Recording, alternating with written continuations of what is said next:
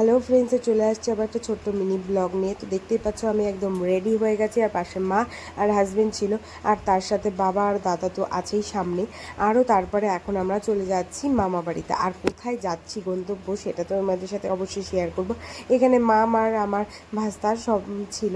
তো তারপরে মা যাদের এখানে পিক আপ করতে আসলাম, তারপরে যেখানে আমাদের গন্তব্য ছিল সেখানে মা মামা সবাই ঢুকে গেল। এই যে বাবা মামি তো আমাদের অভ্যর্থনা জানিয়ে ভিতরে নিয়ে যাচ্ছে। আর তার সাথে আজকে এটা আমার ফার্স্ট টাইম এক্সপিরিয়েন্স ছিল, যেটা আমি কোনোদিনও আগে আমার হয়নি। তো আজকে আমরা চলে আসলাম মেয়ে দেখতে আমার মেজদার জন্য। তো মেজদার মেয়ে দেখতে চলে আসছি। তো এখন আমরা ভিতরে চলে গেলাম, আমাদেরকে বসতে দিয়ে দিল। আর ভিতরে গিয়েই আমাদের পরিচয় করে নিল কে কীরকম কী।